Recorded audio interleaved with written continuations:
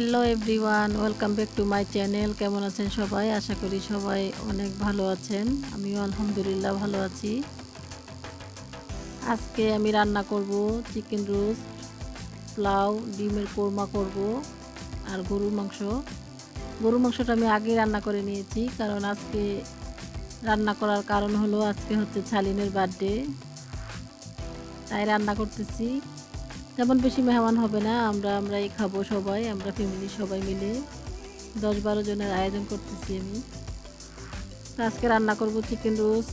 এখন চিকেন রোস্টটাকে আমি ফ্রাই করে নিচ্ছি পরিমাণ মতো তেল দিয়ে, হালকা একটু ফ্রাই করে নেব। চিকেন রোস্টের মধ্যে আমি দিয়ে দিয়েছি প্রথমে পরিমাণ মতো লবণ, জিরার পাউডার আর ধনিয়ার পাউডার দিয়ে ভালোভাবে একটু মেখে নিয়েছি। আর চিকেন রোস্টটাকে আমি ছোটো ছোটো পিস করে নিয়েছি, কারণ ছোটো পিস রোস্ট খেতেই আমার কাছে বেশি ভালো লাগে। আর যেহেতু আমরা নিজেরা খাবো, তাই 2 চুলায় আমি রান্নাটা বসিয়ে দিয়েছি তাড়াতাড়ি হওয়ার জন্য, কারণ আজকে আবার আমাদের একটু শপিংয়ে যেতে হবে। সালিনকে বার্থডে গিফট তো দিতেই হবে, তা না হলে তো অনেক রাগ করবে। ওকে তো সবসময় বার্থডে গিফট দিতেই হয়। সকাল থেকেই শুরু করে দিয়েছি আমার বার্থডে গিফট কী দিবে। তো দেখি আজকে ওকে কী বার্থডে গিফট করি। রান্নাটা আগে শেষ করব, তারপর আমরা যাব শপিংয়ে।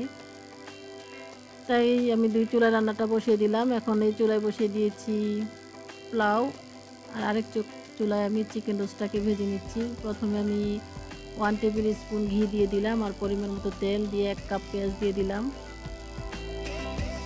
সাথে দিয়ে দিলাম 2-3টি তেজপাতা, লং, এলাচ, দারচিনি। এখন দিয়ে দিলাম 1/2 টেবিল স্পুন আদা আর রসুনের পেস্ট দিয়ে মশলাটাকে ভালোভাবে কষিয়ে নেব।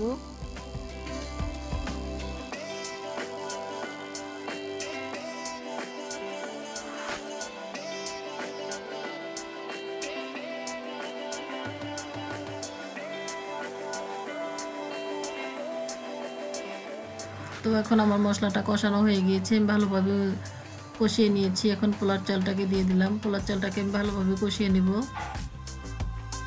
আর ওই ফাঁকে আমার চিকেনটা হয়ে গিয়েছে। এখন চিকেনটাকে উঠিয়ে আমি গরম পানি বসিয়ে দেবো পোলার মধ্যে দেওয়ার জন্য।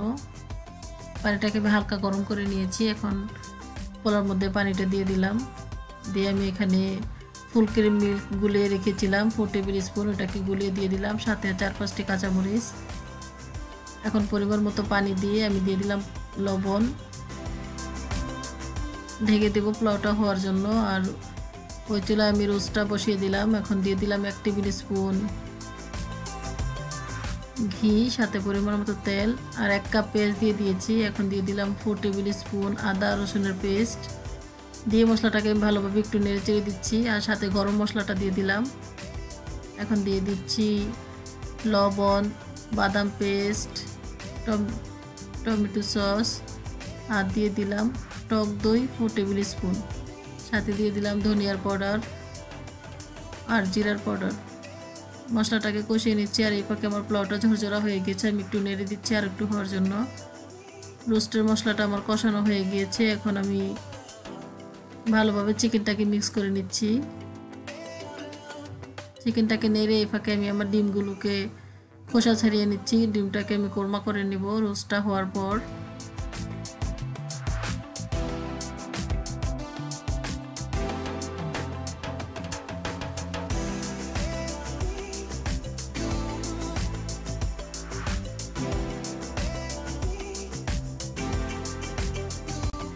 তো এখন আমার ডিমের খোসা সারানো হয়ে গিয়েছে। আর এদিকে আমার রোস্টের মধ্যে আমি 3 কাপ পানি দিয়ে দিয়েছি রোস্টটা সিদ্ধ হওয়ার জন্য। এখন ভালোভাবে নেড়ে দিচ্ছি। রোস্ট আর একটু ঘনত্ব হয়ে এলে আমি চুলাটা অফ করে দেবো। এদিকে আমার পোলাওটা হয়ে গিয়েছে, আমি পোলাওটা ভালোভাবে এখন মিক্স করে দেব।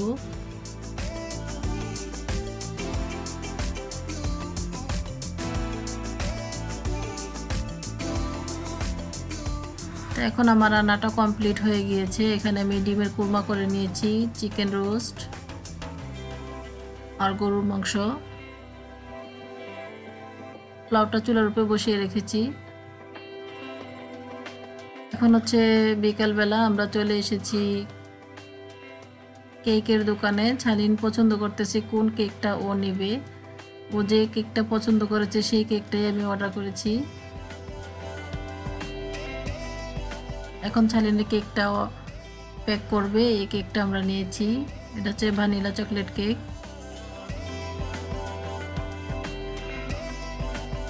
কেকটা পে করে আমরা চলে এসেছি এখন শপিংয়ে। দেখি ছালিন কি কিনে ওর বার্থডে গিফট। এখন আমরা একটু ঘুরে ঘুরে দেখছি এখানে।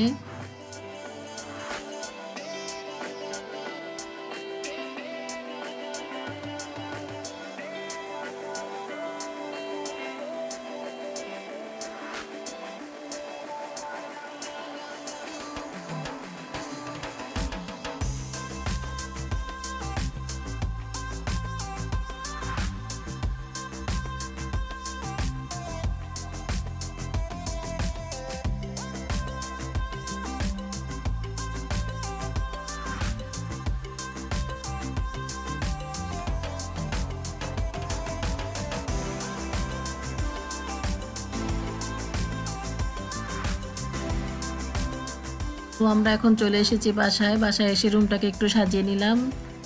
একেও একটা বেলুন দিয়ে ছালিন যে জায়গাটাকে বসবে ওই জায়গাটাকেই সাজিয়েছি, পুরো রুমটাকে আর সাজাইনি। তো ছালিন এখন বসে আছে কেক কাটার জন্য। তো কখন থেকেই বলতেছি কখন কেক কাটবো। তো এখনই আমরা কেকটা খুলতেছি ওর জন্য। এটা হচ্ছে ছালিনের কেক, 6th বার্থডে ওর। আমি ওর 2017-এরও কিছু ছবি অ্যাড করে দিয়েছি। প্রথম ও স্কুলে পার্টি করছিল, সেই পার্টির কিছু ছবি আছে। এখন আমরা কেকটাকে খুলে নিচ্ছি, তারপর কেকটা কাটবে ছালিন।